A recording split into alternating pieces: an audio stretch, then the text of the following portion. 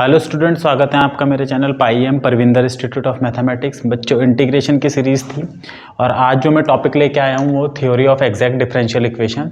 और ये जो मैं वीडियो बनाने वाला हूँ ये कॉन्सेप्ट वीडियो होने वाला है एग्जैक्ट डिफरेंशियल इक्वेशन पे, जिसमें हम इसकी थ्योरी पढ़ेंगे। और ये वीडियो CSIR नेट जैसे IIT जैम या फिर जो गेट का एग्ज़ाम देते हैं उन बच्चों के लिए तो बेनिफिशियल होगा ही होगा, क्योंकि हम पूरा एनालिसिस डिटेल में करेंगे।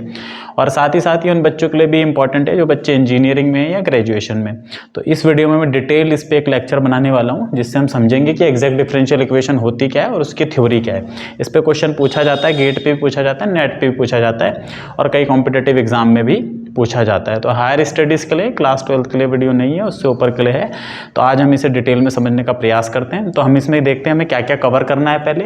तो बच्चों, theory of exact differential equation पढ़ने से पहले हमें लीनियर डिपेंडेंट फंक्शन पढ़ना पड़ेगा। LD फंक्शन क्या होते हैं, उसके बाद LI फंक्शन क्या होते हैं, इंटीग्रेबल फंक्शन कौन से हैं, नॉन इंटीग्रेबल फंक्शन कौन से हैं, टोटल डेरिवेटिव क्या होता है, एग्जैक्ट उसके बाद आएगा। तो ये 5 चीज़ें हमें पता होंगी, तभी हमें मजा आएगा एग्जैक्ट डिफरेंशियल इक्वेशन पढ़ने में। तो डिटेल एनालिसिस इसमें मैं करने वाला हूँ इन चीज़ों का, क्योंकि मैं इसे नेट और गेट जैसे एग्जाम के पर्पज से बना रहा हूँ। तो इसलिए हमें बहुत ज़्यादा अच्छे से पता होना चाहिए कि चीज़ें क्या है। जिसे सिर्फ क्वेश्चन सॉल्व करना है वो इसके बाद देखे कि क्वेश्चन कैसे सॉल्व होता है, और जिसे डिटेल्ड में समझना है उन्हें ये सब चीज़ें समझनी पड़ेगी। तो मैं 1 बाय 1 शुरू करता हूँ। तो सबसे पहले देखते हैं LD फंक्शन। LD फंक्शन का मतलब है लीनियरली डिपेंडेंट फंक्शन। तो linearly dependent function. Linearly dependent function बच्चों क्या होते हैं, मैं मोटा मोटा समझा देता हूँ आपको। दो ऐसे फंक्शन जो एक दूसरे के कांस्टेंट मल्टीपल हो, है ना। तो F and G are said to be LD, short में LD बोलूंगा मैं। ये दो फंक्शन LD कहलाएंगे, F और G, if and only if there exist a number k which is not equal to 0, there exist k belong to R, ऐसा number k, ये there exist का सिंबल है, जो कि 0 ना हो, such that, मतलब भी समझा देंगे, भी टेंशन ना लो क्या मतलब है कि समझ में नहीं आया। fx equal to k time gx, ये इसका मतलब है। LD फंक्शन तब होगा जब दो फंक्शन LD होते हैं, f and g are LD। अगर हमें कोई एक ऐसा नंबर k मिल जाए कि जो ये f है ये इसका k टाइम हो, जैसे सिंपल सा है x और 3x, ये दोनों LD फंक्शन है। क्यों? अगर ये मेरा फंक्शन fx है तो ये 3 टाइम ऑफ fx है ना। तो ये जो gx, अगर मैं इसको नाम दे दूं इस फंक्शन को, तो जो gx है वो 3 टाइम ऑफ fx हो गया। तो यही है बस इतनी सी कहानी कि दो फंक्शन LD तब होते हैं जब हमें एक नंबर मिल जाए नॉन जीरो, जीरो ना हो, जीरो से मल्टीप्लाई होकर तो जीरो ही हो जाएगा, कि जो पहला फंक्शन है वो कुछ मल्टीपल हो उसका दूसरे फंक्शन को। तो LD की बच्चों इतनी सी ही कहानी है कि LD फंक्शन ये होता है। हाँ, इसमें एक खास चीज ये है, जो ध्यान देने वाली चीज ये है, वो ये है कि एक अगर मैं fx 0 ले लूं, fx इक्वल टू 0, आइडेंटिकली 0, मतलब कोई फंक्शन है 0, तो क्या ये किसी के LD हो सकता है, किसी नॉन जीरो फंक्शन के। जैसे मैं fx ले लूं sin x ले लिया मैंने fx, तो सॉरी gx, तो क्या इस fx को किसी से भी मल्टीप्लाई करके मैं sin x ला सकता हूं? कभी भी नहीं ला सकता, है ना। तो sin x अगर मैं देखूं is not equal to for any k time of 0, तो k के किसी भी मल्टीपल के लिए ये कभी भी बराबर नहीं आएगा, है ना। तो इसका मतलब है जो जीरो फंक्शन है वो किसी नॉन जीरो फंक्शन के साथ लीनियरली डिपेंडेंट नहीं होगा। क्या नहीं होगा? लीनियरली डिपेंडेंट नहीं होगा। तो जीरो फंक्शन किसी नॉन जीरो फंक्शन के पास साथ लीनियरली डिपेंडेंट नहीं होगा। तो LD फंक्शन क्या होते हैं हमने यहाँ से देख लिया। एक दो एग्जाम्पल मैं और दे देता हूँ आपको, जैसे x² और 7x² या 8x², ये सारे LD हैं। एक से दूसरे को बना सकते हैं सिंपल मल्टीप्लाई करके। सिंपल सा ये कॉन्सेप्ट है कि अगर हम एक फंक्शन को दूसरे फंक्शन से किसी नंबर से मल्टीप्लाई करके बना पाए तो वो LD फंक्शन होते हैं। इनकी भी अपनी थ्योरी है, तो अभी हम उस डिटेल में नहीं जाएंगे। तो LD फंक्शन ये होता है। और LI फंक्शन क्या होते हैं बच्चों? LI फंक्शन होते हैं जो किसी भी तरीके से किसी नंबर से मल्टीप्लाई करके हम ऑब्टेन ना कर पाए। तो LI फंक्शन की डेफिनेशन होगी fx not equal to alpha gx, या k मैंने लिया था, तो नॉट इक्वल टू kx किसी भी इसके लिए नहीं हो सकता फॉर नॉन जीरो के बिलोंग टू आर, मतलब के बिलोंग टू आर किसी भी रियल नंबर के लिए जब हम ऐसा ना कर पाएँ।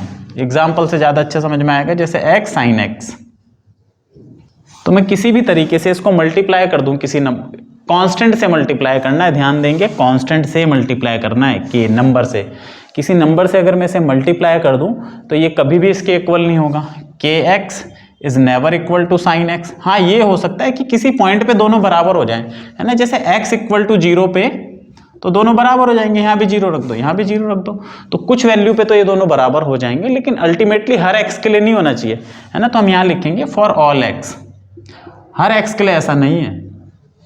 हो सकता है किसी एक आधे x के लिए ये बात बन जाए, लेकिन सारे x के लिए जब बनेगी तब वो LD होंगे, और अगर नहीं बनेगी तो LI होंगे। तो LI की डेफिनेशन भी यहीं से आती है कि fx if not equal to k time of gx for all x, सभी x के लिए। फॉर ऑल तो नहीं लिखना चाहिए, मतलब कुछ छूट गए, एक दो छूट गए तो कोई दिक्कत नहीं है, लेकिन सबके लिए वो नहीं लिख पा रहे हम, तो इस तरीके से मैंने जैसे यहाँ बताया, अगर हम इसको देखें तो ये दोनों x इक्वल टू 0 पे तो बराबर हो गए, है ना, k इंटू 0 और साइन 0 0 होता है, तो यहाँ 0x इक्वल टू केवल एक वैल्यू के लिए तो हो गए, लेकिन बाकी सबके लिए थोड़ी हो जाएंगे। तो जब भी fx नॉट इक्वल टू के जी एक्स होगा, ठीक है, डोमेन के सभी पॉइंटों के लिए होगा, कुछ छूट जाए तो अलग बात है, तो वो फंक्शन LI होते हैं। तो दो तरह के फंक्शन होते हैं, LD और LI।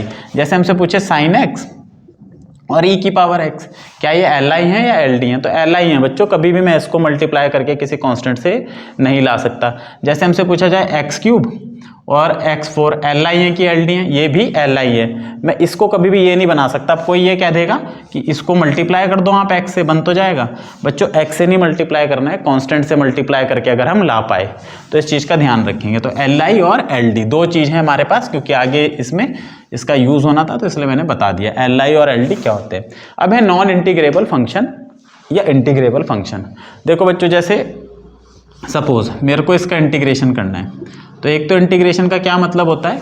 इंटीग्रेशन का मतलब ये है कि मेरे को एक ऐसा फंक्शन ढूंढना है, एक ऐसा fx मैं ढूंढना चाहता हूँ जिसका डिफरेंशिएशन ये हो जाए, है ना। तो वह fx हमें पता है log x होगा, क्योंकि log x का डिफरेंशिएशन ये होता है ना। तो इसको एंटी डेरिवेटिव भी बोलते हैं, जो हम इंटीग्रेट करते हैं एंटी डेरिवेटिव भी बोलते हैं। क्यों मैं बोल रहा हूँ, सीधा सीधा आप log x लिख सकते हो, लेकिन आपको मीनिंग पता होना चाहिए। प्लस c आ जाएगा, वो एक अलग बात है। तो जब हम इंटीग्रेट करते हैं किसी चीज़ को, तो उसका मतलब क्या है? एक ऐसा फंक्शन ढूंढना, ये वो फंक्शन है जिसका डिफरेंशिएशन ये हो। दूसरी चीज़, ये जो हमारा इंटीग्रेशन आया है log x, क्या ये हर जगह वैलिड है? तो log की वैल्यू तभी वैलिड होती है जब x पॉजिटिव हो। तो इसका डोमेन क्या होगा? अगर मैं इसका डोमेन लिखूं तो इसका डोमेन होगा x ग्रेटर देन 0। 0 से अगर मैं रियल लाइन पे बनाऊं तो ये हमारा 0 हो गया, और ये नेगेटिव वैल्यूज हो गई, ये पॉजिटिव वैल्यूज हो गई। तो ये 0 को छोड़ करके, मतलब ये भी हमें नहीं लेना, इसके बाद ये सारा, ये इसका डोमेन है ना। तो जब हम किसी फंक्शन को इंटीग्रेट करते हैं तो वो हर जगह इंटीग्रेट नहीं होता। अगर बोलेंगे क्या ये फंक्शन पूरे इंटरवल में इंटीग्रेबल है, तो नहीं, पूरे इंटरवल में कभी भी इंटीग्रेबल नहीं है। ये कहाँ पर इंटीग्रेबल है? केवल इस इंटरवल में, 0 से लेके इन्फिनिटी तक, ऐसे लिख सकते हैं। इसमें तो ये इंटीग्रेबल है, जबकि इसके पहले ये इंटीग्रेबल नहीं है।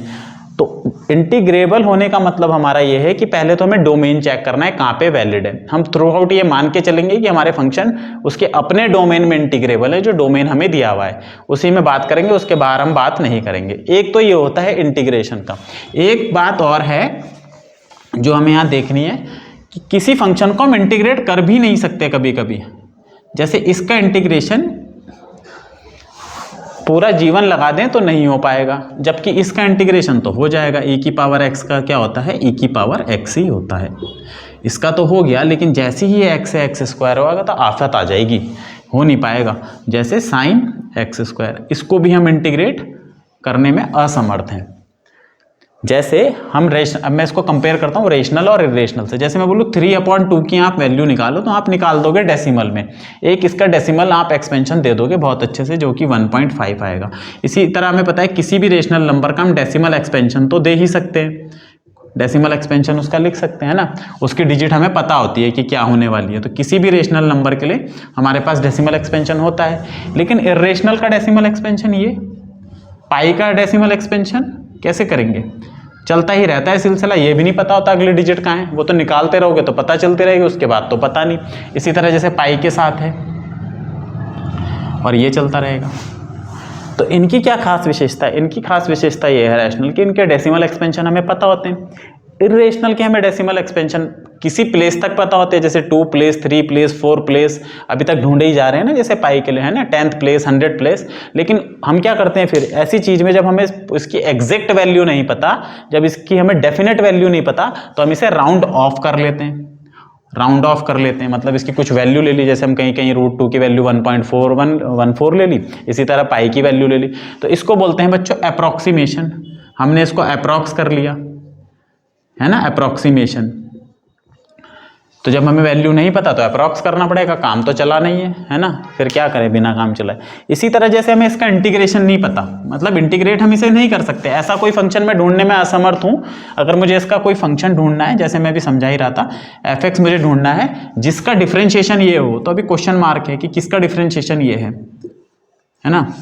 तो ऐसे में हम क्या करते हैं, हम न्यूमेरिकल टेक्निक लगाते हैं, वो आगे आएगा आपका हायर क्लासेस में, मैं भी सिर्फ समझा रहा हूँ। तो न्यूमेरिकल टेक्निक से हम इसे अप्रॉक्सीमेट कर लेते हैं, इसके इंटीग्रल को। एग्जैक्ट तो नहीं मिल पाता, सिर्फ अप्रॉक्स हम निकाल लेते हैं। तो ऐसे फंक्शन को भी हम क्या बोलते हैं, नॉन इंटीग्रेबल, जिनको हम इंटीग्रेट ना कर पाए, जिनके लिए हमें न्यूमेरिकल टेक्निक लगानी पड़े, जिनको हमें अप्रॉक्स करना पड़े, ऐसे फंक्शन भी हमारे नॉन इंटीग्रेबल है ना। एक है इंटीग्रेट हो जाएगा सीधा सीधा, बात बन गई। एक है नॉन इंटीग्रेबल, जहां पर हम इंटीग्रेट नहीं कर पा रहे। तो ये फंक्शन हमारे नॉन इंटीग्रेबल है, मतलब मैं ऐसा फंक्शन नहीं ढूंढ पा रहा जिसका डिफरेंशिएशन ये है, ऐसा मैं ढूंढ नहीं पा रहा। इसका मतलब ये है कि है ही नहीं, ये नहीं कि मैं खुद ही नहीं कर पा रहा इंटीग्रेट। अब किसी को दे दिया इंटीग्रेट करने का, वो इसका भी नहीं ढूंढ पा रहा, उसको बोला e⁻x है, उसे आ नहीं रहा। तो इसका मतलब ये नहीं कि वो नॉन इंटीग्रेबल हो गया। नॉन इंटीग्रेबल का मतलब है कि हमें पता ही नहीं अभी तक, मतलब हम निकाल ही नहीं सकते, इन थ्योरी में निकाल ही नहीं सकते, ऐसा है। तो नॉन इंटीग्रेबल का मतलब है जिसका एंटी डेरिवेटिव हम कैलकुलेट ना कर पाए। तो नॉन इंटीग्रेबल का मतलब है जिसका डेरिवेटिव हम कैलकुलेट ना कर पाए। तो ये भी एक टर्म कंप्लीट हो गई। अब देखो एक इंटरेस्टिंग चीज देखो, इसको तो मैं इंटीग्रेट नहीं कर पा रहा था, लेकिन अगर मैं इसको 2x से मल्टीप्लाई कर दूं, हमें बोल दिया आप इसको जिस मर्जी चाहो जिस फंक्शन से मल्टीप्लाई करो। मैंने कर दिया इसको, एक फंक्शन मैंने बनाया f(x), अभी f(x) ही नाम देता हूं, इससे मैंने इसे मल्टीप्लाई कर दिया।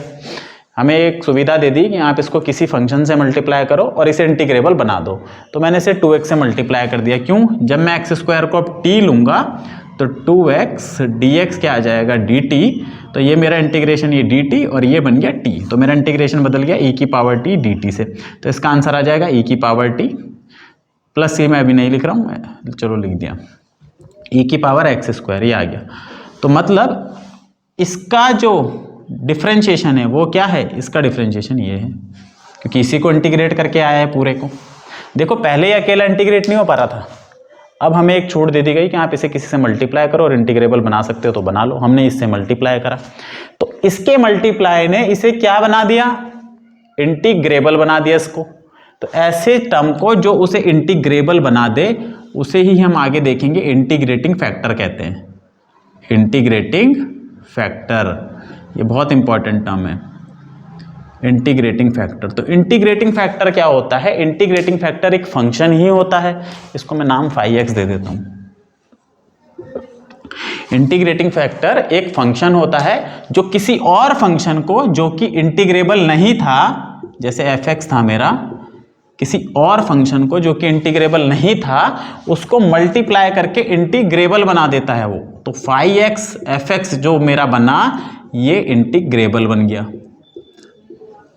ये बन गया इंटीग्रेबल। पहले नहीं था, इसे आफत आ रही थी इंटीग्रेट होने में, बड़ी दिक्कत है। उसने कहा अच्छा मैं बैठा हूँ यहाँ पे, मेरे से मल्टीप्लाई करो, काम बन जाएगा। तो ये चीज़ ध्यान रखनी है। तो इंटीग्रेटिंग फैक्टर क्या होगा, अगर हम उसे मल्टीप्लाई कर दें तो वो इंटीग्रेटिंग फैक्टर बन जाएगा। अब नेचुरल क्वेश्चन है, क्या एक ही इंटीग्रेटिंग फैक्टर होता है? क्या 2x ही ऐसा था जो इसको मैं इंटीग्रेट कर सकता था?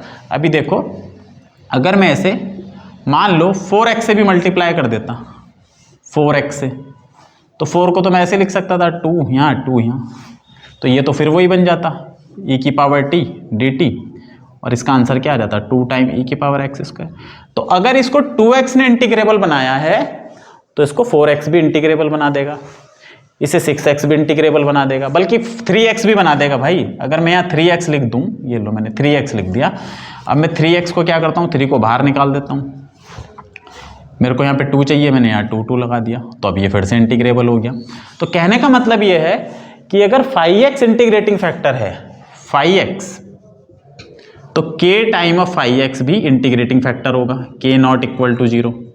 अभी मजा आने लगेगा, देखो if phi is integrating factor then k phi x is also integrating factor।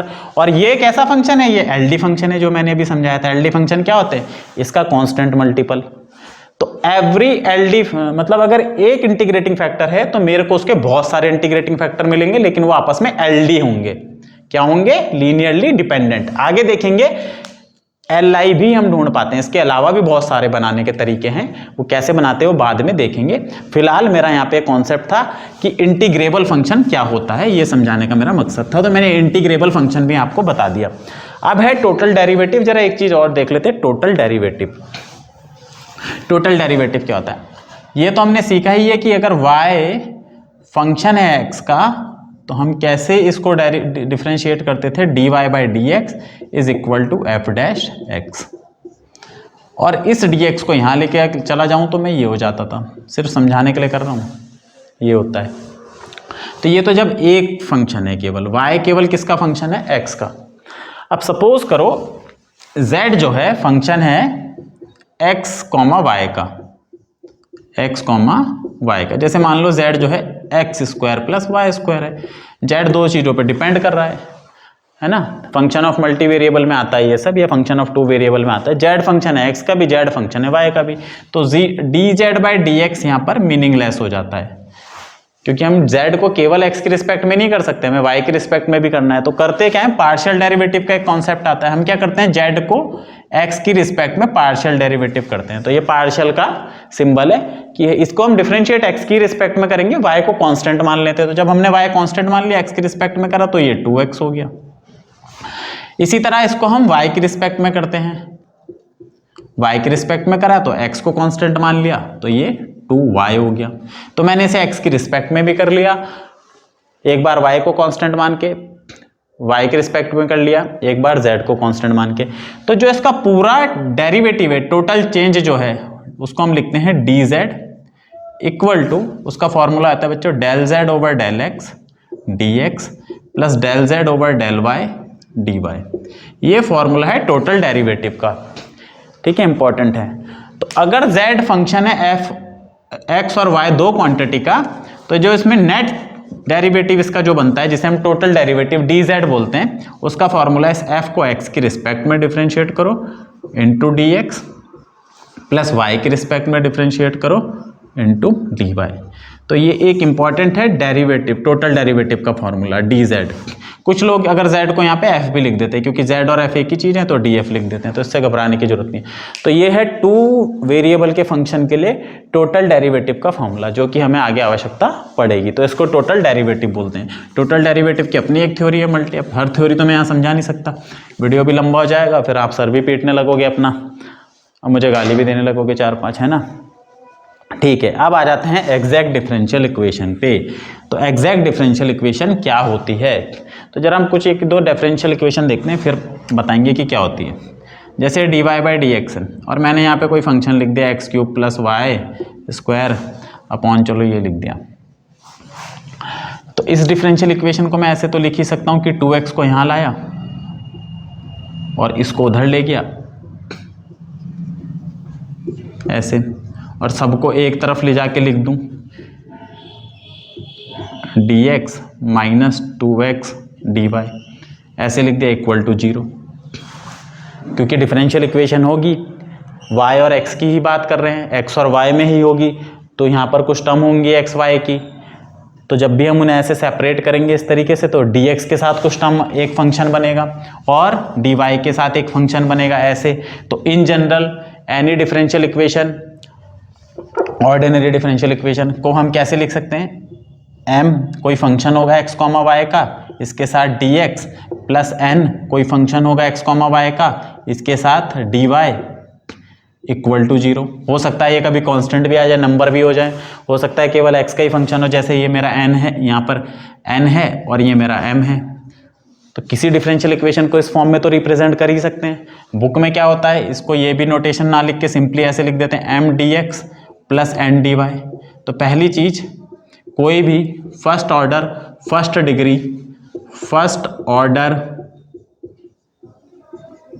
First degree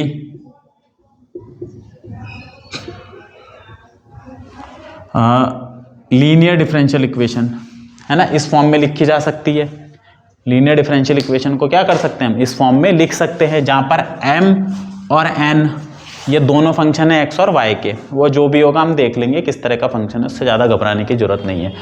तो ये तो है हमारी डिफरेंशियल इक्वेशन की एक जनरल फॉर्म।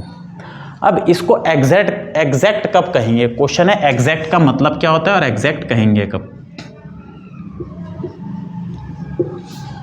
एग्जैक्ट कहेंगे कब। इसको समझाने के लिए थोड़ा सा मैं आपको एक फंक्शन लेते हैं हम f(x, y) और ये फंक्शन मैंने ले लिया x into y. Simple function होने का मतलब है कि उसमें x और y इन्वॉल्व है। इसका मैं टोटल डेरिवेटिव निकालता हूँ, तो जो अभी मैंने फॉर्मूला बताया था df का मतलब क्या होता है, डेल ओवर डेल x। इसको x की रिस्पेक्ट में करो, y को कांस्टेंट मान लो। तो भाई जब मैं इसे x की रिस्पेक्ट में डिफरेंशिएट करूंगा y को कांस्टेंट मान के, तो x का डिफरेंशिएशन 1 मल्टीप्लाई y, क्योंकि मल्टीप्लाई में। तो हमें ये है formula del f over del x dx plus del f over del y dy।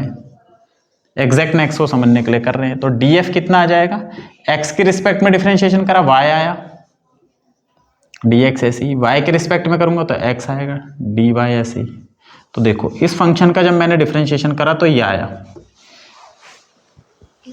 ये आ गया, और ये भी हमारी डिफरेंशियल इक्वेशन इसी फॉर्म की तो है।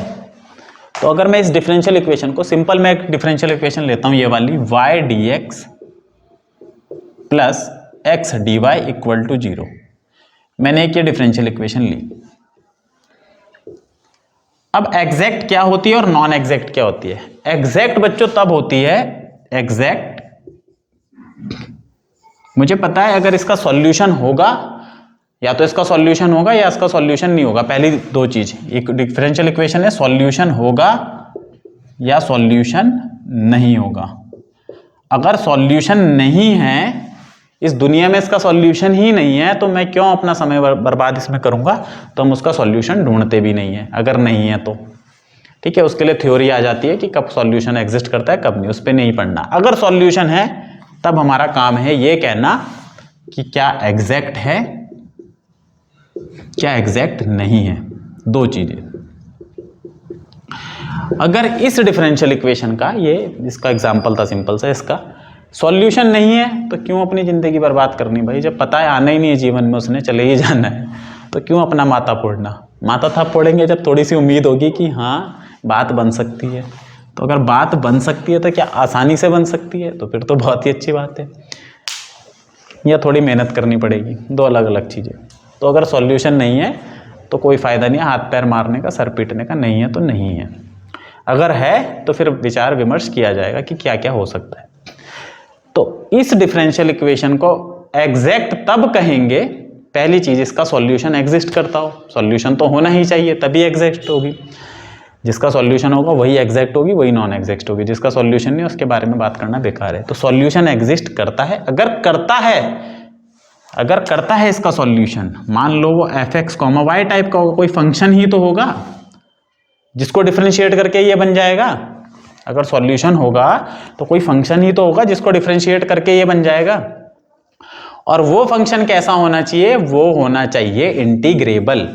क्या होना चाहिए, इंटीग्रेबल होना चाहिए। जैसे मतलब उसका डिफरेंशिएट करके ये आ जाए, सीधा सीधा ये आ जाए।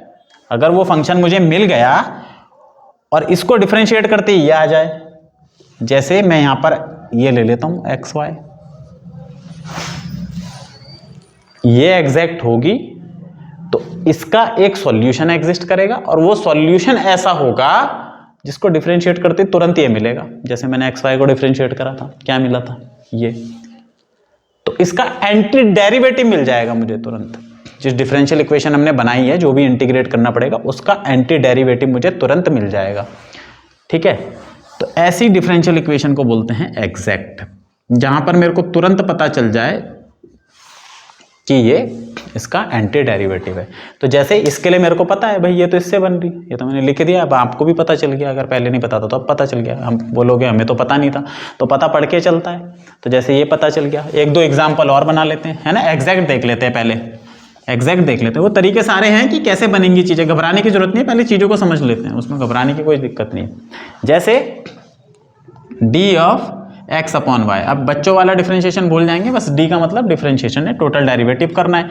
y को लिखा, क्या लगाते थे क्वेश्चन रूल, y को लिख के x का डिफरेंशिएशन माइनस x को लिख के y का differentiation dy divided by y square. अब इस y स्क्वायर को अगर मैं अलग अलग करूं तो 1 upon y d x minus x upon y square d y, ये हो जाएगा।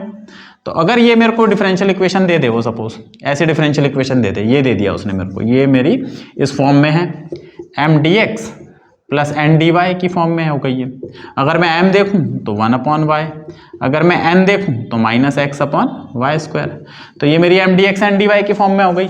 और मैं इसके लिए एक डायरेक्ट फंक्शन ढूंढ पा रहा हूँ जिसको डिफरेंशिएट करके आ रहा, इसी को तो करा था। तो मेरा एफ एक्स वाई क्या हो गया, ये हो गया। तो मैं सीधा बोलूंगा इसका सॉल्यूशन ये इससे बनी है, ये इससे बनी है। कुछ लोग इसे इक्वल टू सी लिख देते हैं, कांस्टेंट के बराबर, फर्क नहीं पड़ता, दोनों तरफ डिफरेंशिएट करोगे। भाई कांस्टेंट लिख रहे हैं ना, कांस्टेंट इसलिए लिख देते हैं, इसका डिफरेंशिएट करोगे तो ये बन जाएगी, सीधा ये बनेगी इक्वेशन, ये जो बनी थी। और इक्वल टू में इसका डिफरेंशिएशन 0, तो इसका सॉल्यूशन जब लिखा जाता है तो F X Y equal to C लिखा जाता है। तो हम ये कहेंगे कि ये जो डिफरेंशियल इक्वेशन है ये इस फंक्शन की हेल्प से बनी है और ये इसका सॉल्यूशन है। तो एग्जैक्टनेस जो होती है वो यही होती है कि एग्जैक्ट कब होती है कोई differential equation, exact differential equation तब होती है कि एक फंक्शन ढूंढ पाए। अब थ्योरी को दिमाग में क्लियर करो, क्योंकि अब मैं डेफिनेशन देने जा रहा हूं और कंडीशन देने जा रहा हूं। नेसेसरी मैंने नहीं दी है, पहले दे चुके, मैं तो समझाने जा रहा हूं कि कोई differential equation m d x plus n d y equal to 0 ये एग्जैक्ट होगी बच्चों, ये होगी एग्जैक्ट अगर मैं एक फंक्शन उस दुनिया में there exist a function f x comma y equal to c such that वो इसका सॉल्यूशन हो, वो इसका क्या हो, सॉल्यूशन हो। बस एफ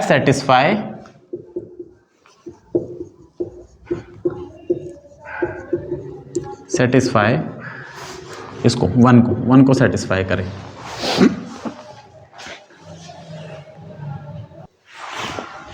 जो इसको सेटिस्फाई करे, या ये कहें कि f is integrable, f is integrable function है, वो इंटीग्रेबल फंक्शन है। एग्जाम्पल पकड़ के चलो, ये वाला y d x plus x d y equal to 0 किससे बनी थी ये हमारा एफ एक्स वाई हमने क्या लिया था यहाँ पे, एफ एक्स वाई सी कहने का मतलब है एक्स वाई इक्वल टू सी, ये था, ठीक है ना। यानी कि ये डिफरेंशियल इक्वेशन इंटीग्रेबल है, सिंपली ये कहें तो। ये इसको मैं कैसे लिख सकता हूं, इसको मैं सीधा सीधा ऐसे लिख सकता हूं, d time x comma y equal to 0, d into x y, sorry, इसका प्रोडक्ट। और जैसे ही मैं इंटीग्रेट करूंगा दोनों तरफ, ये देखो d x into Y equal to 0, दोनों तरफ इंटीग्रेट करूंगा मतलब इधर भी और इधर भी। और ये डी और इंटीग्रेशन, ये डेरिवेटिव, ये इंटीग्रेशन, डेरिवेटिव इंटीग्रेशन एक दूसरे को समाप्त कर देते हैं, है ना। डेरिवेटिव को इनवर्स ऑपरेशन, इंटीग्रेशन इनवर्स का डिफरेंशिएशन, दोनों को एक साथ लाएंगे तो खत्म, कुछ भी नहीं, है ना।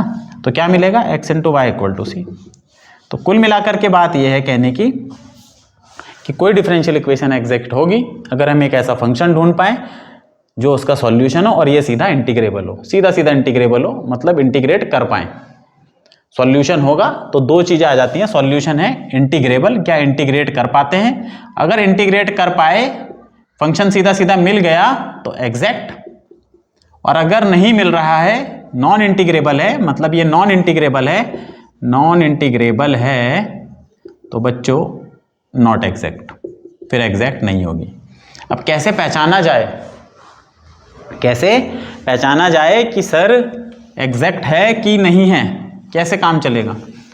तो थ्योरी होनी चाहिए हमारे पास मैथमेटिक्स में। ऐसे तुक्के नहीं मारने बैठ के अरे लग रहा है यार, ये तो लग रहा है देखने में इंटीग्रेबल है, लगने से नहीं होगा, पता होना चाहिए एग्जैक्टली। तो अब हम जा रहे हैं उस चीज पर कि कब हम कहेंगे, कौन सी कंडीशन वो होगी कि ये differential equation n d y is exact. तो डेफिनेशन ये है, ये जो हमारी इक्वेशन नंबर 1 हो गई, the equation is said to be exact. कब होगी exact? If and only if, कुछ बुक में डेफिनेशन लिखी होती है the necessary and the sufficient condition. तो इफ एंड ओनली इफ का मतलब है नेसेसरी और सफिशिएंट, जो आवश्यक, बहुत जरूरी और पर्याप्त कंडीशन है ये बताने के लिए कि ये जो डिफरेंशियल इक्वेशन है एग्जैक्ट होगी। वो क्या है? वो ये है del m over del Y equal to del n over del x. ये नेसेसरी और सफिशिएंट कंडीशन है। तो पूछ लेता है the necessary and sufficient condition of the differential equation, कि ये डिफरेंशियल इक्वेशन एग्जैक्ट कब होगी? अगर वो इसको सेटिस्फाई करती है तो एग्जैक्ट होगी। If and only if necessary का मतलब अगर ये एग्जैक्ट है तो ऐसा गारंटेड होगा, और अगर ऐसा हो रहा है तो गारंटेड ये एग्जैक्ट होगी। तो इफ ऐसे चलता है, एक इफ कि इफ दिस एग्जैक्ट, तो ये गारंटेड है। दूसरा इफ ऐसे चलता है, अगर ये गारंटी है तो फिर ये भी गारंटी की एग्जैक्ट होगी। तो इफ एंड ओनली इफ, अगर ऐसा है तो ऐसा होगा, ऐसा है तो ऐसा होगा। तो अगर ये एग्जैक्ट है तो ये नेसेसरी कंडीशन है, नेसेसरी, और अगर ये हो जाता है तो ये सफिशिएंट कंडीशन है। अगर ऐसा हो गया तो सफिशिएंट। ठीक है, तो ये दो चीजें हैं। अब हम देखते हैं कंडीशन आती कैसे। बस मैं कंडीशन समझा देता हूं थोड़ा सा, फिर आपको आगे चलेंगे उसके बाद। तो हम ये मान लेते हैं कि ये एग्जैक्ट है, ये मान लेते हैं कि ये क्या है, ये हमारी इक्वेशन नंबर 1 इज एग्जैक्ट। अगर एग्जैक्ट है तो इस ही दुनिया में देयर एग्जिस्ट एक ऐसा फंक्शन हमें मिल ही जाएगा, there exist a function, domain में लिख देते हैं, इन डोमेन डी, डोमेन में ही होगा, डोमेन के बाहर जाना नहीं है, डोमेन में बात होगी। सच दैट वो इसको सेटिस्फाई करेगा, वो इसका सॉल्यूशन होगा, इज अ सॉल्यूशन ऑफ 1, इसको सेटिस्फाई करेगा ही करेगा। तो अब मैं इसको सॉल्यूशन सेटिस्फाई करेगा तो देखते हैं, क्योंकि ये इसका सॉल्यूशन है, इसको मतलब इसको इंटीग्रेट करने के बाद ही आएगा। जब मैं f को यहां पर रखूंगा और इंटीग्रेट करूंगा, सॉरी, इस इक्वेशन को इंटीग्रेट करने के बाद ही आएगा। जब मैं इस इक्वेशन को इंटीग्रेट करूंगा तो मेरे को क्या मिलेगा? जब मैं इसको इंटीग्रेट करूंगा तो मुझे ये फंक्शन मिलेगा, है ना। जैसे मैं 1/x को इंटीग्रेट करूंगा तो मुझे क्या मिलेगा? log x मिलेगा। तो यहां से इंटीग्रेशन करा तो log x मिला। उल्टा मैं ये भी कह सकता हूं कि अगर मैं log x को डिफरेंशिएट करूंगा तो ये मिल जाएगा।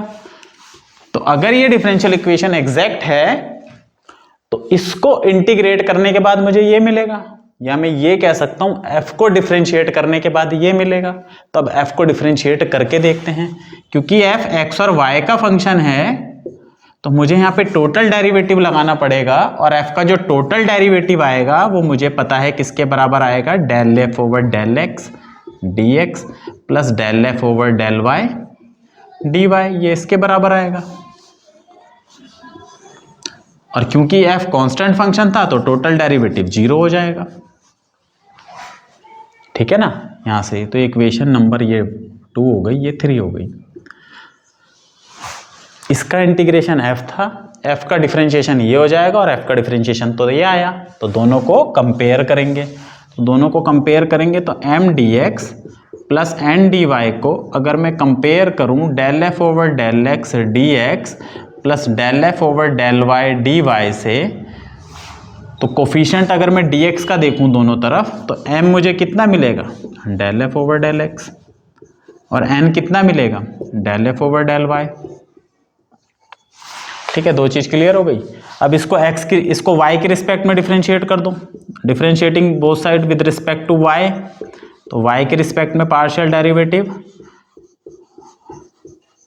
और इसको कर दो बच्चों x के रिस्पेक्ट में। क्यों? क्योंकि ऑलरेडी y में है तो x में करूंगा मैं। पार्शियल डेरिवेटिव की भी अपनी थ्योरी है, तो सिर्फ अभी हम समझ के चलते हैं कि क्या होगा। ठीक है, तो जब y के रिस्पेक्ट में करूंगा तो ऊपर तो क्या हो जाएगा, डेल स्क्वायर f हो जाएगा 2 बार डिफरेंशिएशन, और ये ऐसे ही रहेगा yx, और इधर क्या हो जाएगा del n over del x del square f, और ये डेल x डेल y। कैसे भी लिख सकते हो, इनका ऑर्डर चेंज कर सकते हो। कंडीशन ये होती है कि कंटिन्यूअस होना चाहिए, वो सब उसकी कंडीशन होती है। फिलहाल हम सब कुछ मान के चल रहे हैं अज्यूम। तो del m over del y भी यही आया, del n over del x भी आया। तो यहाँ से हमने देख लिया कि del m over del y किसके बराबर आया, del n over del x के बराबर आया। तो अगर ये डिफरेंशियल इक्वेशन एग्जैक्ट है तो उसकी नेसेसरी सफिशिएंट कंडीशन ये है कि ऐसा होगा। और ये भी बहुत आसान है दिखाना कि अगर ऐसा है कि ये फंक्शन जो है, क्या बोलते हैं, अगर ऐसा ये फंक्शन इसको सेटिस्फाई कर रहा है तो यहाँ से हम यहाँ भी जा सकते हैं, तो वो अलग बात है। तो सिर्फ हमें ये कंडीशन ध्यान रखनी है एग्जैक्टनेस की। ये कंडीशन है अगर एग्जैक्ट है। ठीक है, मैं एक दो इस पे एग्जांपल बता देता हूँ। अगर एग्जैक्ट है, दिक्कत तब होती है जब एग्जैक्ट नहीं है, खेल सारा वहाँ बिगड़ जाता है। अच्छा, एग्जैक्ट है तो हमें उसका आंसर कैसे निकालना है मैं वो भी बता देता हूँ, कैसे हमें उसको सॉल्व करना है, अब वो भी देख लेते हैं। तो भाई एग्जैक्ट है तो हमारे पास दो तरीके होते हैं। देखो जैसे मैंने ये इक्वेशन लिखी x dy plus y d x equal to 0, ये एग्जैक्ट है। अब मेरे को इसका सॉल्यूशन लिखना है, जैसे कि अब सॉल्यूशन लिखना है तो दो तरीके हैं। वहाँ तो मैंने सिंपल आपको दिखा दिया था dxy। मैं मान लेता हूँ इसका सॉल्यूशन क्या है, fx, y equal to c इसका सॉल्यूशन है। तो अगर ये इसका सॉल्यूशन है इक्वेशन 1 का, तो मैं इसका पार्शियल डेरिवेटिव करूँगा, del f over del x dx plus del f over del y dy equal to 0। अब कंपेयर करूँगा तो y वाली टर्म इससे कंपेयर होगी, तो del f over del y कितना आएगा मेरा, ये आ जाएगा x, और जो dx के साथ था वो इससे कंपेयर होगा। उल्टा लिख दिया, चलो कोई नहीं। ये किसके बराबर आ जाएगा, y के। ये देखो ये किसकी रिस्पेक्ट में डिफरेंशिएट हुआ था, y की। दोनों तरफ इंटीग्रेट करेंगे विद रिस्पेक्ट टू y, और पार्शियली इंटीग्रेट करेंगे, डेल y इधर चला जाता है। जैसे आप डिफरेंशियल इक्वेशन सॉल्व करते हो वैसे ही, बस बात ये है कि ये पार्शियली इंटीग्रेट होगा y के रिस्पेक्ट में। तो जब ये पार्शियली इंटीग्रेट होगा तो बच्चों ये तो बन जाएगा f। इसको किसके रिस्पेक्ट में करना है, y की रिस्पेक्ट में ऐसे इंटीग्रेट करना है, और यहाँ पे आएगा कांस्टेंट। अब ध्यान देंगे कि जब हम इंटीग्रेट करते थे वहाँ पे कांस्टेंट आता था, तो मैं यहाँ पे जो कांस्टेंट लिखा जाएगा वो कांस्टेंट फंक्शन का कांस्टेंट होता है। तो मैं यहाँ पर एक फंक्शन लिख दूंगा, किसका, y का। अभी समझा दूंगा कैसे, सॉरी x का। ये क्यों आएगा, तो ये f हो जाएगा, और x तो बाहर निकल गया, कांस्टेंट मान रहे हैं, और डेल y का कितना हो जाएगा, y प्लस f1x। देखो अगर मैं इसको y के रिस्पेक्ट में डिफरेंशिएट करूँ, y की रिस्पेक्ट में, तो क्या मिलेगा मुझे, y के रिस्पेक्ट में डिफरेंशिएट करने पे ये मिलेगा x, ये तो 1 हो जाएगा y का डिफरेंशिएशन, और ये 0 हो जाएगा। क्यों, क्योंकि ये फंक्शन x का है। तो इस x के फंक्शन होने से इस पर कोई फर्क नहीं पड़ेगा जब हम इसे y के रिस्पेक्ट में डिफरेंशिएट करेंगे, है ना। तो इसलिए यहाँ पर ये फंक्शन x का आएगा। जब भी y के रिस्पेक्ट में पार्शियल डेरिवेटिव होगा तो कांस्टेंट की जगह x का फंक्शन आएगा, तो ये ध्यान रखेंगे। तो मेरे को जो सॉल्यूशन मिला यहाँ से वो ये मिला, f(x(y) equal to xy plus f1x। अब इसमें प्रॉब्लम ये है, सॉल्यूशन तो मिल गया है लेकिन ये अननोन फंक्शन हो गया। मैं इसको कैलकुलेट करना है, वो मैं यहाँ से करूँगा। यहाँ से कैसे करूँगा, यहाँ से देखो कैसे कैलकुलेट होगा, फिर इसे इंटीग्रेट कर देंगे, या सिंपल ऐसे देख लेते हैं। ये तो हमें पता ही है किसके बराबर है, इसके बराबर है del f over del x। तो मैं इसे x की रिस्पेक्ट में डिफरेंशिएट करता हूँ, तो del f over del x x के रिस्पेक्ट में करूंगा तो x का 1 और y ऐसे ही रहेगा, और इसका क्या हो जाएगा, f1 डैश x की रिस्पेक्ट में कराया ना भाई, तो ये हो जाएगा। और यही इसकी वैल्यू है, तो ये दोनों वैल्यू सेम हो गई। इसको अगर मैं इक्वल रख दूं तो y plus f1x equal to y, तो y से y कट गया, इधर क्या बचा, f1x कितना बचा बच्चों, यहाँ पे डेरिवेटिव था सॉरी, इक्वल टू 0। और 0 का इंटीग्रेशन तो हमें पता है। अब ये केवल x की रिस्पेक्ट में डिफरेंशिएट हो रहा है, ध्यान रखना है। तो ये df1 ओवर dx टाइप है, इस टाइप का ही है। और x का ऐसा कौन से फंक्शन होते हैं जिनका डिफरेंशिएशन 0 होता है, तो कांस्टेंट। तो यहाँ से हमें पता चलेगा f1x जो है वो कोई नंबर है c, तो मैं यहाँ पे c लिख सकता हूँ इसकी जगह, और यहाँ पर ये वैल्यू c हो गई। तो जो मेरा आंसर आया था ये xy, तो मैं इसकी जगह प्लस c लिख सकता हूँ। तो ये हमारा fxy। एक तरीका तो ये थोड़ा सा मुश्किल लगा होगा, मेरे को पता है, थोड़ा समझने में, कुछ के सर के ऊपर से भी चला गया, कोई बात नहीं। तो ये इसका सॉल्यूशन ये आया, मतलब मेरा जो फंक्शन आया वो ये आया, और यही तो इसका सॉल्यूशन था। इस डिफरेंशियल इक्वेशन का यही तो सॉल्यूशन था। जब आप इसको डिफरेंशिएट करोगे भाई तो क्या आएगा, यही तो आएगा। x को लिख के y का, y को लिख के x का, c का 0 हो जाएगा, ये हो जाएगा। एक और तरीका होता है इसको करने का, वो ये होता है, अगर एग्जैक्ट है, ध्यान देना, एग्जैक्ट है, if and only if exact है तभी कर सकते हैं। नॉन एग्जैक्ट में उसमें ये होता है, इसको इंटीग्रेशन करो प्लस, पहले dx वाली टर्म लिखता हूँ यार, इसको यहाँ पे कर देता हूँ y dx plus x dy, m dx plus n dy। ठीक है, ये हो गया। इसको कैसे इंटीग्रेट करना है, अगर एग्जैक्ट है, इफ एग्जैक्ट, तो इंटीग्रेट कैसे करें, इतना फालतू का टाइम थोड़ी है कि वो डिफरेंशिएशन करते रहे, हालांकि उसके अपना एक इंपॉर्टेंस है, लेकिन चलो। इसको कैसे इंटीग्रेट करना होता है, इसको इंटीग्रेट ऐसे करना होता है, इसको इंटीग्रेट कर दो x की रिस्पेक्ट में, प्लस इसको भी इंटीग्रेट करो, लेकिन इधर लिख दो कांस्टेंट, दोनों को इंटीग्रेट कर दो, y की रिस्पेक्ट में होगी। यहाँ पे शर्त है, टर्म्स, वो टर्म्स लेनी है independent of x, independent of x मतलब जिसमें x वाली टर्म ना हो। जैसे मैं इसको इंटीग्रेट करता हूँ, देखो, तो ये होगा y dx प्लस इंटीग्रेशन इस वाली टर्म का, इसमें से उन टर्म को इंटीग्रेट करना है जिसमें x ना हो। तो इसमें एक ही टर्म है और इसमें x है, तो इसका मतलब इसे इंटीग्रेट ही नहीं करना तो बस इसी को इंटीग्रेट करना है, और इक्वल टू c। तो y तो कांस्टेंट हो गया, y को निकालो बाहर, dx का इंटीग्रेशन x, 1 dx का, तो yx इक्वल टू c इसका आंसर है। थोड़ा सा और क्लियर करने के लिए, सपोज मान लो, थोड़ी देर के लिए मान लो, यहाँ पर मेरे पास होता x प्लस y dy होता, तो मेरे को कैसे इंटीग्रेट करना था, y dx प्लस इसमें से वो टर्म लेनी थी जिसमें x ना हो, इसको छोड़ देना है, तो केवल y dy लेना था और इसे इंटीग्रेट कर देना था। इसका तो yx हो जाता, क्योंकि x के रिस्पेक्ट में कर रहे हैं, इसका y² हो जाता, ये इसका आंसर होता। तो ये तरीका हमें याद रखना है कि अगर एग्जैक्ट डिफरेंशियल इक्वेशन है, एग्जैक्ट है, तो कैसे इंटीग्रेट करना है। इसको इंटीग्रेट करना है, इसको नॉर्मली x के रिस्पेक्ट में करो, इसको केवल इसमें से वो टर्म लो जो क्या है, x से फ्री हो या इंडिपेंडेंट ऑफ x हो। तो ये था हमारा एग्जैक्ट का कुछ पार्ट। अब मैं चलता हूं आपको थोड़ा सा लेके जो एग्जैक्ट नहीं है उनके बारे में क्या ख्याल है।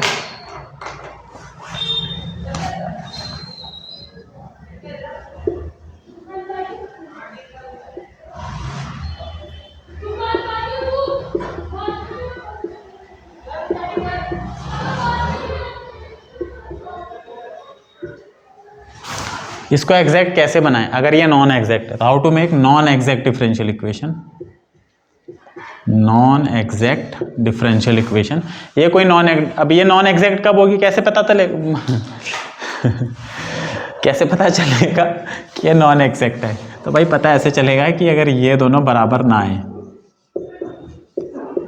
अगर ये दोनों बराबर नहीं आए, ये नॉट इक्वल टू दिस, तो नॉट एग्जैक्ट या नॉन एग्जैक्ट। सिंपल सा है, बराबर आ गए तो एग्जैक्ट, कितनी आसान बात है, नहीं है तो नॉन एग्जैक्ट। अब नॉन एग्जैक्ट है मतलब कुछ इस तरीके का है,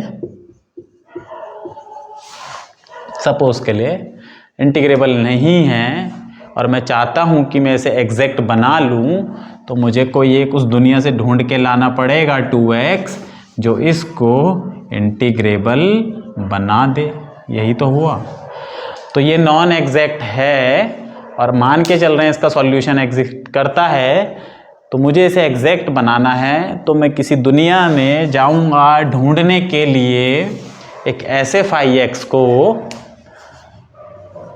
जो क्या करे, वो इसको इससे मल्टीप्लाई करके इसको इंटीग्रेबल बना दे। नॉन एग्जैक्ट होने का मतलब यही तो है, इंटीग्रेबल नहीं है भाई, सीधी सीधी इंटीग्रेट नहीं हो पा रही, तो लाऊंगा किसी फंक्शन को ढूंढ के जो इसे इंटीग्रेबल बना दे, और जिस फंक्शन को लाऊंगा ढूंढ के उसका नाम रख देंगे इंटीग्रेटिंग फैक्टर। अब इंटीग्रेटिंग फैक्टर है भी कि नहीं है, अगर है तो कैसा दिखेगा, वरना वो ये काम हो जाएगा संजीवनी ढूंढने तो चले गए लेकिन भूल गए संजीवनी के गुण क्या थे, तो फिर पूरा पहाड़ उठा के लाना पड़ेगा और फिर देखना पड़ेगा, फिर पहचानेगा तो फिर भी उसमें वैध ही ना, कि संजीवनी कौन सी है। अब वैद्य को भी ना पता हो संजीवनी कौन सी है तो फिर क्योस हो जाएगा। तो इंटीग्रेटिंग फैक्टर अगर है तो अब मैं देखूंगा कि ये कैसा दिखेगा और इसका क्या क्या गुण होगा। तो अज्यूम करके चलते हैं कि ये जो हमारी डिफरेंशियल इक्वेशन है ये एग्जैक्ट नहीं है।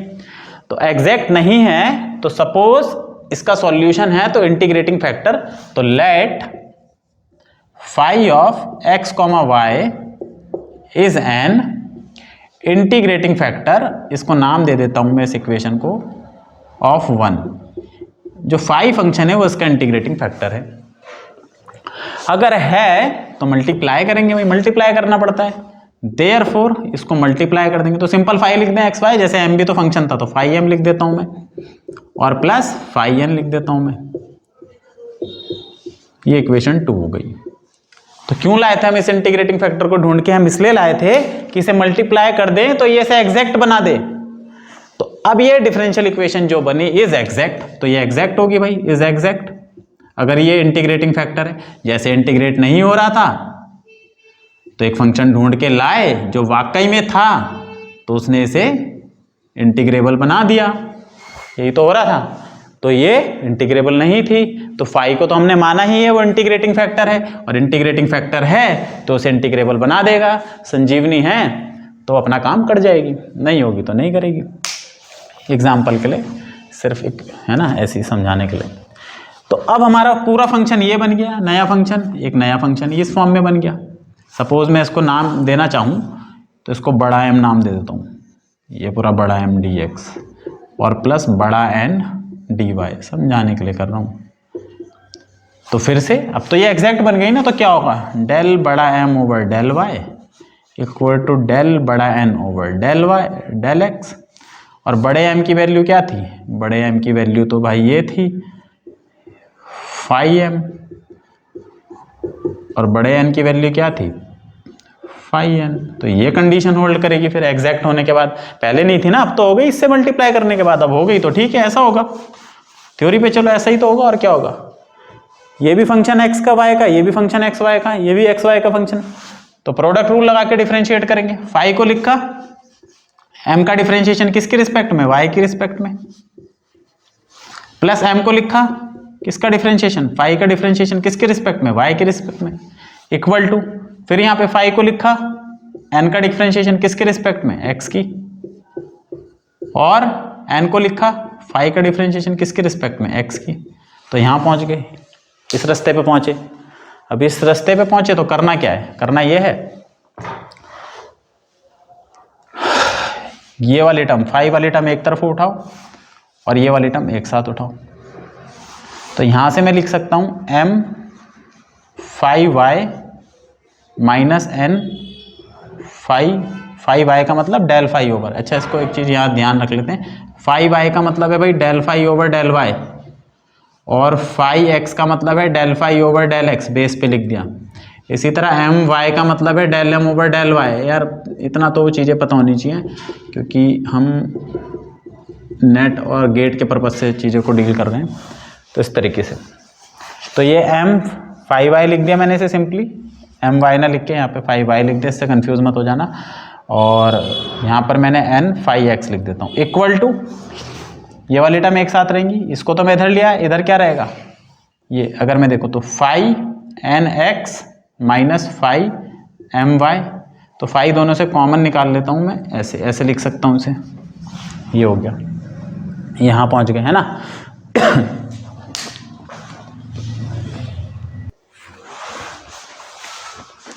तो यहाँ पहुँच गए, ठीक है, यहाँ तक हम पहुँच चुके हैं। इसके आगे देखते हैं अब क्या क्या होने वाला है इसमें। पानी वानी पी लें थोड़ा सा, सर घूम रहा है तो, और नहीं घूम रहा तो कोई बहुत अच्छी बात है। ये हो गया, ये जो फाई था, ये फाई, ये फंक्शन है एक्स वाई का, इंटीग्रेटिंग फैक्टर है ना, इंटीग्रेटिंग फैक्टर है। अब ये कुछ तो होगा एक्स वाई के टर्म में, हो सकता है ये ऐसे हो, ये आ जाए इसका आंसर, हो सकता है एक्स अपॉन वाई हो सकता है x cube plus y cube हो सकता है एक्स इंटू वाई का स्क्वायर हो, कुछ भी हो सकता है एक्स ही हो अकेला, कुछ भी हो सकता है ना, क्या हो सकता है, कुछ भी हो सकता है। मान लो ये ऐसा है, तो इसको पूरी टर्म को मैं u मान लेता हूँ। अगर ये ऐसा हुआ तो मैंने इस टर्म को u मान लिया, अगर ये ऐसा भी हुआ तो मैंने इस टर्म को u मान लिया, कुछ भी हुआ। तो ये जो मैं फाई एक्स वाई लिख रहा था कि एक्स वाई का फंक्शन है, और वो जो फंक्शन है, ये जो फंक्शन है, ये अगर देखो जैसे मैं ये लिखूंगा ना फाई एक्स प्लस वाई, और एक्स वाई का फंक्शन है, तो मैं इसको ऐसे भी लिख सकता हूँ, ठीक है। एक्स वाई का ही तो फंक्शन है। जैसे मैं लिखता हूँ f x equal to x square, क्योंकि एक्स का फंक्शन है। मान लो यहाँ पे स्क्वायर होता तब भी मैं इसे ऐसे लिख सकता हूँ कि एक्स प्लस वाई का ही तो फंक्शन है पूरा। तो ये जो मेरा एक्स वाई का फंक्शन है, इसको मैंने यू मान लिया। तो अब मैं इसको थोड़ी देर के लिए ऐसे लिख देता हूँ कि जो फाई है मेरा, ये क्या है, ये u का फंक्शन हो गया। u एक नेट क्वांटिटी बन जाएगी, वो जो टर्म आएगी जिसका वो फंक्शन है, बस ये यहाँ पे ध्यान देना है। और u खुद क्या है, u अपने आप में x, y का फंक्शन है। ये चीज, ये जो टर्म आई, ये इसको मैंने u माना, तो इसको मैं लिख सकता हूँ u का स्क्वायर, जहां पर u खुद क्या है, u है x और y का फंक्शन, किसी भी फॉर्म में हो, डजेंट मैटर। तो फाई जो है मेरा वो इस तरीके से फाई यू, और यू यहाँ पर इस तरह का फंक्शन है। अब फाई का जो डिफरेंशिएशन है एक्स के रिस्पेक्ट में, अब इसे देखेंगे, डेल ओवर डेल वाई जो था फाई का, वाई के रिस्पेक्ट में डिफरेंशिएशन, और फाई खुद यू का फंक्शन बन चुका है। तो इसको हम कैसे करेंगे, इसको पहले मेरे को यू की चेन रूल लगाना पड़ेगा। तो चेन रूल क्या कहता है, del phi U over del U, U की रिस्पेक्ट में करो, into del you over del x.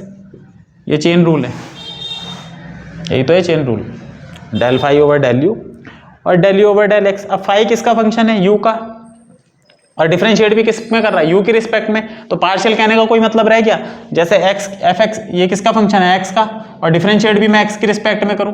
तो फिर अगर मैं एक्स की रिस्पेक्ट में करूं तो पार्शियल क्या है, या D F over d x का है, एक ही बात हो जाती है, क्योंकि एक्स की रिस्पेक्ट में ही कर रहा है, फंक्शन भी एक्स का ही है। अगर वाई का होता, वाई भी होता, तब तो पार्शियल लिखना पड़ता, अकेला ही उसका फंक्शन है।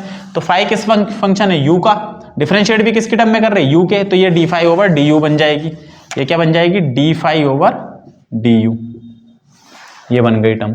तो मेरे को क्या करना है, मैं इसको फाई वाई को इससे रिप्लेस करूंगा, ठीक है। वो मेरे को शुरू में ही अजम्पशन लिख देनी थी कि फाई जो है इसका फंक्शन है यू का, और यू जो है एक्स वाई का फंक्शन है, ये बनाने के लिए, क्योंकि हमें आगे u का नेचर ढूंढना पड़ेगा, इसलिए मैं इसको, सॉरी फाई का नेचर ढूंढना पड़ेगा, इसलिए मैं इसको ऐसे लिख रहा हूं। तो यहां मेरा आ जाएगा m time D phi over D U, मैं इसको यहां लिख देता हूं डी यू को, multiply del you over del x, तो del you over del X को बच्चों ऐसे लिख दिया, माइनस n टाइम, यही काम इसके साथ होगा फाई के साथ। ये जो फाई है ये u का फंक्शन है, अगर मैं इसको x की रिस्पेक्ट में डिफरेंशिएट करूं तो वही चेन रूल लगाऊंगा u की रिस्पेक्ट में, into del u over del x, और ये क्या बन जाएगा, ये D phi over D u बन जाएगा फिर से, और ये आ जाएगा del u over del x।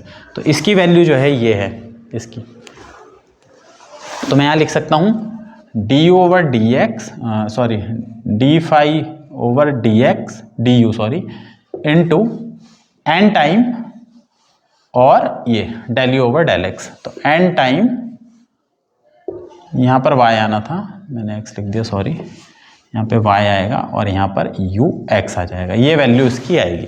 तो बेसिकली इसकी वैल्यू जो आई, इसकी वैल्यू अगर हम देखें तो ये आई d phi over D u into del you over del y, और इसी तरह इसकी वैल्यू वो आई, ठीक है, क्योंकि हमें नेचर ढूंढना होता है EF का किस तरह का होगा, इसलिए। और राइट साइड में तो यही रहेगा, equal to phi N x minus M Y.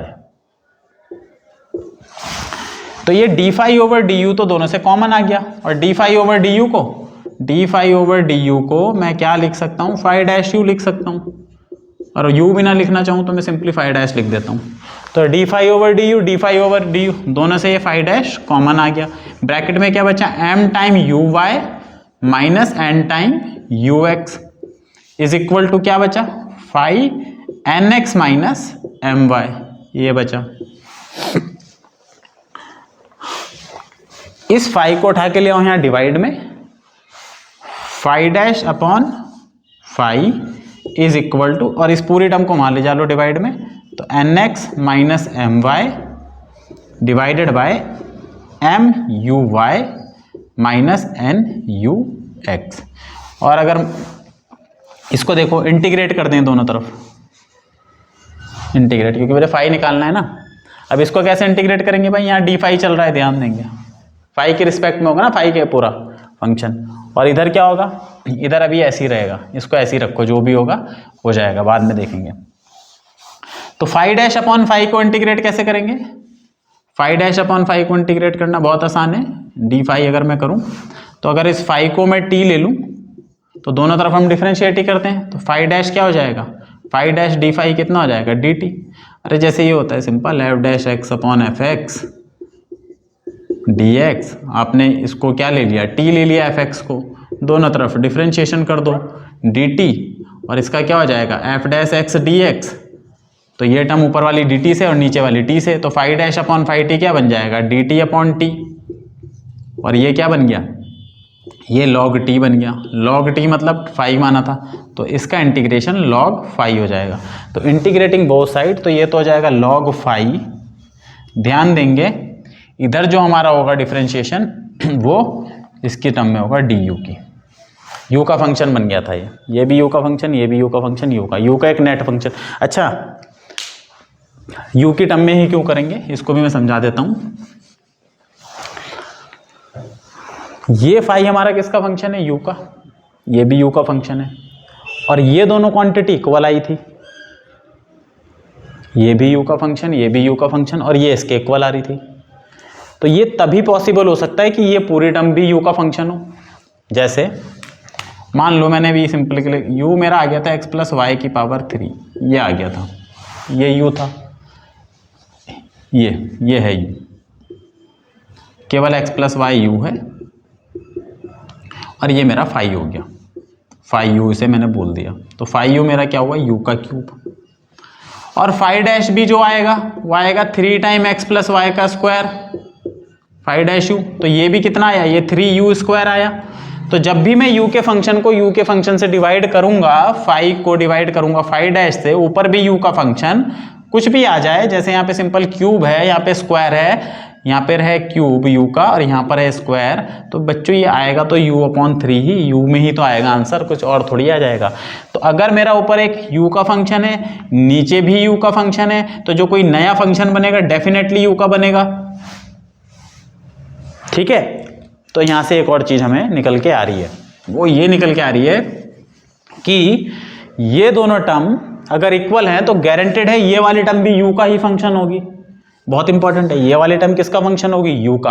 तो मैं दोनों तरफ विद रिस्पेक्ट टू u मैंने इंटीग्रेट करा, यहाँ पे इधर फाई की टर्म में चला, इधर भी ये u का फंक्शन बनेगा, ये u का फंक्शन बनेगा, ये फाई का था, तो इधर मैं इंटीग्रेट करूंगा u की रिस्पेक्ट में। टोटल फंक्शन u का है, ये टोटल फंक्शन उसमें फाई में है ना, फाई अपने आप में u का फंक्शन है, लेकिन यहाँ डी फाई आएगा, ध्यान देंगे। अब ये तो हो गया लॉग फाई इक्वल टू ये जो भी आएगी क्वांटिटी, अभी नहीं पता, इसको भी मैं थोड़ा बुक में, क्योंकि ऐसे लिखा होता है, माइनस अगर मैं कॉमन ले लूँ तो ये हो जाएगा my minus n x, my minus n x, और ये हो जाएगा nux माइनस muy, ये हो जाएगा ये। तो यहाँ लॉग आया, और लॉग आया इस इंटीग्रेशन के बराबर, यही तो आएगा integration my minus n x d u. अब समझ गए होंगे डी यू क्यों लिख रहे, n u x minus m u y, ये हो गया। यहाँ से लॉग हटाऊंगा, लॉग हटाऊंगा तो बच्चों ये हो जाएगा फाई ऑफ यू, ये ई की पावर में चला जाएगा ये पूरा। तो यही हमारा इंटीग्रेटिंग फैक्टर है, ये टर्म जो है ये इंपॉर्टेंट है। ये इंटीग्रेटिंग फैक्टर तब होगा जब ये u का फंक्शन होगा, अदरवाइज कभी भी नहीं होगा। जब ये u का फंक्शन होगा तो ये इंटीग्रेटिंग फैक्टर होगा। ठीक है, इस चीज का हमें ध्यान रखना है। अगर ये दोनों बराबर हो गए, ये दोनों बराबर हो गए तो क्या हुआ, एग्जैक्ट को याद करो, एग्जैक्ट क्या थी, my equal to n x. तो अगर डिफरेंशियल इक्वेशन मेरी एग्जैक्ट होगी तो ये बराबर हो जाएंगे, और बराबर होने का मतलब ये वैल्यू 0 हो गई, और ये वैल्यू 0 होगी तो मेरा इंटीग्रेटिंग फैक्टर क्या बन जाता है, e की पावर 0 du, और e की पावर e की पावर इंटीग्रेशन 0 du, और 0 du का मतलब क्या हुआ, 0 का इंटीग्रेशन क्या होता है भाई, कांस्टेंट होगा e की पावर c, तो c ही बन जाएगा उस समय। c बनने का मतलब मेरा फाई यू क्या आ गया, 5 कांस्टेंट आ रहा है, मतलब एक नंबर आ रहा है, जैसे 2 आ गया, 3 हो गया, 4 हो गया। अब आप एक चीज बताओ, जब ये दोनों बराबर हो जाएंगे तो इसका मतलब डिफरेंशियल इक्वेशन तो अपने आप में ही एग्जैक्ट है, तो कोई इंटीग्रेटिंग फैक्टर की जरूरत है नहीं है। और हम किसको बोल सकते हैं उस समय इंटीग्रेटिंग फैक्टर? किसी नंबर को ही तो बोल सकते हैं। 1 हो गया इंटीग्रेटिंग फैक्टर। अगर ये एग्जैक्ट होगी, मैं इसे 1 से मल्टीप्लाई कर दूं, कोई फर्क पड़ेगा? 2 से मल्टीप्लाई कर दूं, 3 से मल्टीप्लाई कर दूं, तो कहने का मतलब ये है अगर ये दोनों इक्वल है तो उस समय मेरा इंटीग्रेटिंग फैक्टर कोई कांस्टेंट नंबर है, सिंपल सा, कोई जरूरत ही नहीं है उसे इंटीग्रेटिंग फैक्टर के लिए। 1 कर दो, 2 कर दो, 3 कर दो, 4 कर दो, और एग्जैक्ट नहीं है तो ये है। ठीक है, मैं आपको एक दो एग्जांपल से अब इसको पूरी थ्योरी को एनालिसिस करके दोबारा से सबको समराइज करता हूं। ये इंपॉर्टेंट है, इसको ध्यान रखना है।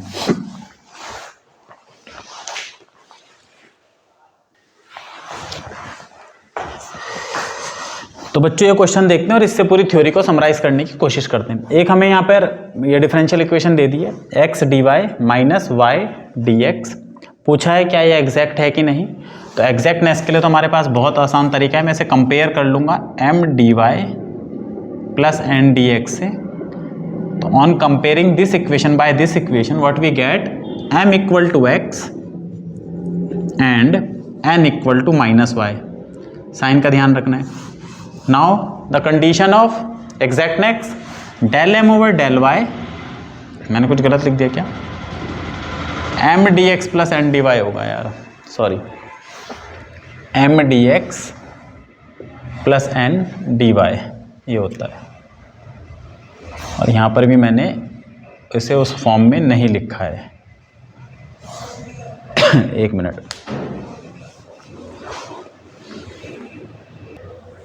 हाँ थोड़ा मैंने गलत लिख दिया था।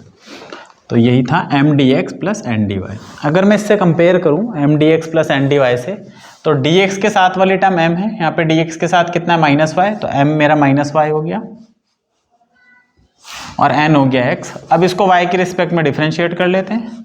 तो y के रिस्पेक्ट में डिफ्रेंशिएट करा तो -1 और x के रिस्पेक्ट में डिफ्रेंशिएट करा तो +1। क्या ये दोनों इक्वल है? -1 + 1 इक्वल नहीं है, तो my not equal to nx। तो ये डिफरेंशियल इक्वेशन एग्जैक्ट तो नहीं है, नो एग्जैक्ट नहीं है। अब अगर एग्जैक्ट नहीं है तो उसने पूछा if not then find IF, integrating factor find करो। अब इंटीग्रेटिंग फैक्टर करने का एक जो सिंपल तरीका है, आपको पहचान में आ जाए तो आप कर सकते हो। देखो कर ही सकते हैं हम भाई, ये तो मैंने बताया भी था, माइनस है तो x अपॉन वाई का, अगर मैं डिफ्रेंशिएट करूँ तो y को लिखा x का, माइनस x को लिखा y का, डिवाइडेड बाय y का स्क्वायर, माइनस अगर मैं कॉमन ले लूँ तो ये ऐसे बन जाएगी differential equation, x dy minus y dx upon y square equal to 0, है ना। तो इस y स्क्वायर को अगर मैं हटा दूँ तो यही डिफरेंशियल इक्वेशन है। तो अब मैं इसे इंटीग्रेट नहीं कर पा, ये तो अभी एग्जैक्ट है नहीं, यही तो इक्वेशन है, ये एग्जैक्ट है नहीं। तो एग्जैक्ट बनाने के लिए मुझे पता है ये इसका डिफरेंशिएशन है, तो मैं इसको वाई स्क्वायर से डिवाइड कर देता हूँ। वाई स्क्वायर से डिवाइड करने पे होगा क्या, वाई स्क्वायर से डिवाइड करने पे अब इस पूरी फॉर्म को मैं ये लिख सकता हूँ, और क्योंकि इसका डिफरेंशिएशन ये है तो इसका मतलब इसको डिफरेंशिएट करके आ रहा था तो इसको इंटीग्रेट करके ये आ जाएगा x upon Y equal to C. तो ये इसका सॉल्यूशन है। अगर मैं इसको 1 अपॉन वाई स्क्वायर से पूरी इक्वेशन को मल्टीप्लाई कर दूं तो ये इंटीग्रेबल हो गई। पहले एग्जैक्ट नहीं थी ना, पहले एग्जैक्ट नहीं थी, अब एग्जैक्ट हो गई। देखो कैसे हो गई, ऐसे ही समझ लो, अगर ऐसे नहीं समझना तो 1 अपॉन वाई स्क्वायर से मैं इसे मल्टीप्लाई डिवाइड कर देता हूँ 1 अपॉन वाई स्क्वायर से, तो ये हो जाएगा x dy माइनस इसको भी कर दिया, तो एक तो y कट गया तो 1 अपॉन वाई बचा। अब क्या करना है, अब कंपेयर कर लेते हैं किसको, m कौन है n कौन है। तो m तो x वाला है, तो m तो हो गया -1 अपॉन वाई, और n कितना हो गया x अपॉन वाई स्क्वायर। इसको y के रिस्पेक्ट में करूँगा, y के रिस्पेक्ट में डिफरेंशिएशन करना आना चाहिए भाई। इसका हो जाएगा 1 अपॉन वाई स्क्वायर। इसको x के रिस्पेक्ट में करूँगा तो इसका हो जाएगा 1 अपॉन वाई स्क्वायर, दोनों बराबर हो गए। तो जैसे ही मैंने इसे 1 अपॉन वाई स्क्वायर से करा तो ये एग्जैक्ट बन गई, तो IF तो है इसका। If not then find IF, तो एक तो मैंने निकाल लिया। अब वो कह रहा है क्या इंटीग्रेटिंग फैक्टर x का ही फंक्शन है केवल। देखो बच्चों, जो इंटीग्रेटिंग फैक्टर होते हैं ना बहुत सारे होते हैं, हो सकता है y का भी हो सकता है कोई x की भी टर्म हो जिससे मैं इसे मल्टीप्लाई करके ले आऊँ, हो सकता है वो y की हो सकता है वो x प्लस वाई की हो। तो किसी नेचर का पूछ रहा है। जब भी ऐसे नेचर पे क्वेश्चन करेंगे ना, तब हमें समझ जाना है, ऐसा नहीं कि एक ही इंटीग्रेटिंग फैक्टर होता है, इनफाइनाइट होते हैं, अलग अलग तरीके के होते हैं। तो अब हम सारे नहीं ढूंढ सकते, तो आपसे किसी नेचर का पूछेगा कि x के तरह कोई इंटीग्रेटिंग फैक्टर है कि नहीं, तो हमें ये बताना है y की तरह है कि नहीं। जैसे y का तो मेरे को सिंपल दिख गया, मैं 1/x² से करता तब भी बात बन जाती है ना। तो अब ये देखने के लिए है कि नहीं, उसका तरीका क्या है,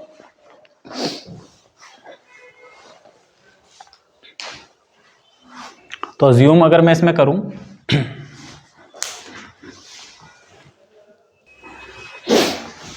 तो जब मुझसे ये पूछा गया है कि क्या x का फंक्शन हो, मतलब वो ये कहना चाह रहा है जो मेरा फाई है वो केवल और केवल x का फंक्शन है, जो हमने फाई इंटीग्रेटिंग फैक्टर करा था। तो बेसिकली मैं u को सिंपल x मान लेता हूँ, यही तो कहना चाह रहा है फाई u, और u जो है x का फंक्शन हो मात्र। u किसका फंक्शन हो, x का। तो मैं u को अज्यूम करता हूँ x, और फिर हम देखते हैं कि इंटीग्रेटिंग फैक्टर हो सकता है कि नहीं हो सकता है x का कोई। उसके लिए हमें क्या रिजल्ट दिया है, उसके लिए हमने फॉर्मूला निकाल ही लिया था, phi of u equal to this. अगर ये क्वांटिटी, ये वाली क्वांटिटी केवल और केवल u का फंक्शन आई तो इंटीग्रेबल फैक्टर मिल जाएगा, और नहीं आए तो नहीं मिलेगा। u की जगह उसने हमें x दे दिया है, तो मैं ये u की वैल्यू का यूज करके इसको इवेलुएट करता हूं। तो now my minus nx divided by n time ux। अब देखो माइनस mu y, और u हमने क्या माना है, x माना है, क्योंकि हम ये जानना चाह रहे हैं केवल x का ही फंक्शन है कि नहीं। my हमने यहां से निकाला ही था, my हमारा -1 आया था, nx भी हमारा -1 आया था। n की वैल्यू बच्चों क्या है, n होता है तुम्हारा dy के साथ वाला x, और ध्यान देंगे ux कितना हो जाएगा, ux मतलब इसका डिफरेंशिएशन x के रिस्पेक्ट में 1 हो गया, माइनस uy 0, तो ये टर्म 0 हो जाएगी, और ux तो 1 हो गया। तो ये हमें मिला, और ये वैल्यू किसके आई, बराबर आई -2/x। तो मेरी ये जो वैल्यू आई ये किसके बराबर आई, इसके बराबर आई।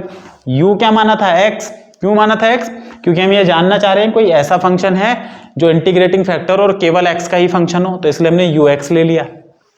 इसको सॉल्व करने के बाद क्या है, ये भी किसका फंक्शन है, मात्र x का ही फंक्शन है। तो u जो मैंने x लिया था, तो अब मैं इसको इस फॉर्मूले में रख दूंगा यहाँ पर, तो मेरा जो इंटीग्रेटिंग फैक्टर आ जाएगा वो ये आ जाएगा, फाई ऑफ x बोलूंगा मैं, u नहीं, क्योंकि u तो उसने x की टर्म में u को ही x बोला है, e की पावर -2/x dx।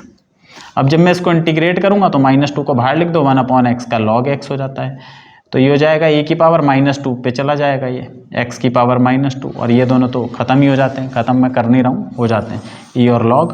तो मेरा आंसर आ जाएगा x की पावर -2 यानी कि 1/x²। तो मतलब एक और इंटीग्रेटिंग फैक्टर है हमारे पास जो 1/x² है, जो क्या है 1/x²। तो यस, ऐसा एक इंटीग्रेटिंग फैक्टर है जो 1/x² है। इंटीग्रेट करके देख लेते हैं, देखो यहाँ पे 1/x² से मल्टीप्लाई करूंगा तो ये हो जाएगा x/x² dy minus y/x² dx equal to 0। अब क्लासीफाई वो कर लो, इसमें क्लासिफिकेशन कर लो, ये हो गया 1/n। तो dy वाली जो टर्म होती है वो n होता है, तो n कितना हो गया 1/x हो गया, और m कितना हो गया -y/x²। तो भाई nx कितना आ गया, nx आ गया -1/x², इसका डिफरेंशिएशन, और my भी कितना आ जाएगा -1/x², दोनों बराबर आ गए। तो 1/x² भी इसका इंटीग्रेटिंग फैक्टर है। क्या 1/y है, वो सॉरी y का कोई फंक्शन है, हाँ है, मैंने भी आपको बता दिया, ये भी इसका इंटीग्रेटिंग फैक्टर है, ये भी इसका इंटीग्रेटिंग फैक्टर है, ठीक है। क्योंकि अभी मैंने बताया वैसे ही कर सकते हैं, u को क्या मान सकते हैं, सिंपली y मान सकते हैं। तो जब किसी पर्टिकुलर नेचर का आपसे इंटीग्रेटिंग फैक्टर पूछेगा तो आप उसे u मान लो और यहां पर वो वैल्यू रख दो। तीसरा इसने क्या पूछा है, x प्लस वाई, तो मतलब हम मैं u को क्या मानूंगा, x प्लस वाई। ऐसा कोई इंटीग्रेटिंग फैक्टर है क्या जो x प्लस वाई का, तो सपोज मैं u को मान लेता हूं x प्लस वाई, तो मैं यहाँ वैल्यू भी निकाल लेता हूँ। तो ux की वैल्यू 1, मतलब इसको x की डिफरेंशिएट x के रिस्पेक्ट में करेंगे 1, uy की वैल्यू भी कितनी हो गई 1, ये दोनों वैल्यू 1 हो गई, इसमें रख दो my माइनस nx जो अभी हमारी आई थी -1 डिवाइडेड बाय ux की वैल्यू 1 है, और n कितना था, n आपका ये है, ये n है, तो x टाइम nux का मतलब x टाइम ये जो आई थी 1 माइनस ये क्या है हमारा, ये m है,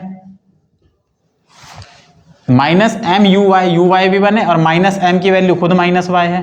तो बच्चों ये कितना हो गया, ये हो गया -2/x प्लस वाई, और x प्लस वाई को मैंने u माना है अभी, तो मैं इसको लिख सकता हूँ -2/du। अब मैं अगर इसे इंटीग्रेट कर लूँ तो ये हो जाएगा -2 log u, यानी कि log u की पावर -2। तो मेरा IF क्या बनेगा, IF बनता है e की पावर पे से ले जाओ, b की पावर पे से ले जाएंगे तो ये हो जाएगा 1/u²। 1/u² का मतलब 1/x प्लस वाई का स्क्वायर भी इसका इंटीग्रेटिंग फैक्टर है। It is also an integrating factor of this. तो कहने का मतलब ये है कि हम हर चीज को चेक नहीं कर सकते कैसे हमें इंटीग्रेटिंग फैक्टर मिलेगा। मेरे पास एक फॉर्मूला है, मुझे किसी पर्टिकुलर नेचर का इंटीग्रेटिंग, मतलब अगर मैं इसको इससे भी मल्टीप्लाई कर दूं तो आप वेरीफाई कर सकते हो, वो एग्जैक्ट बन जाएगी। तो मेरे पास किसी पर्टिकुलर फॉर्म का इंटीग्रेटिंग फैक्टर होगा कि नहीं होगा, वो कैसे पता चलेगा। अगर उसने बोला है x ओनली तो मैं u को x मान लूंगा, उसने बोला है y ओनली तो मैं u को y मान लूंगा, उसने बोला है x प्लस वाई ओनली तो मैं u को x प्लस वाई मान लूंगा, यहां पर रखूंगा।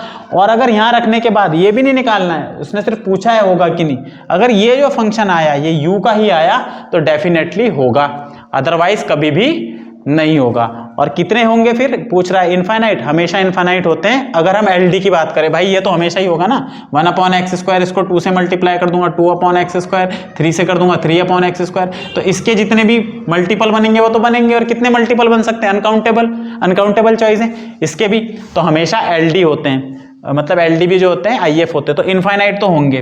क्वेश्चन वो ये कर सकता है, अगर LD नहीं बोला है तो नॉर्मली कितने हैं, फाइनाइट है या इनफाइनाइट, तो फाइनाइट नहीं बोल सकते, इनफाइनाइट है। नो, इसका आंसर है नो, फाइनाइट तो नहीं है।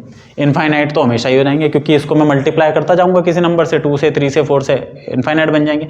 हाँ, वो ये कह सकता है LI कितने इंटीग्रेबल फैक्टर होंगे, तो LI भी बच्चों इनफाइनाइट होते हैं, जो कि हम आगे की वीडियो में देखेंगे, क्योंकि वीडियो बहुत बड़ा हो चुका है। तो नेक्स्ट वीडियो में मिलते हैं। अगर आपको मेरा चैनल पसंद आता है तो मेरे चैनल को लाइक करें, सब्सक्राइब करें, शेयर करें। Thank you so much.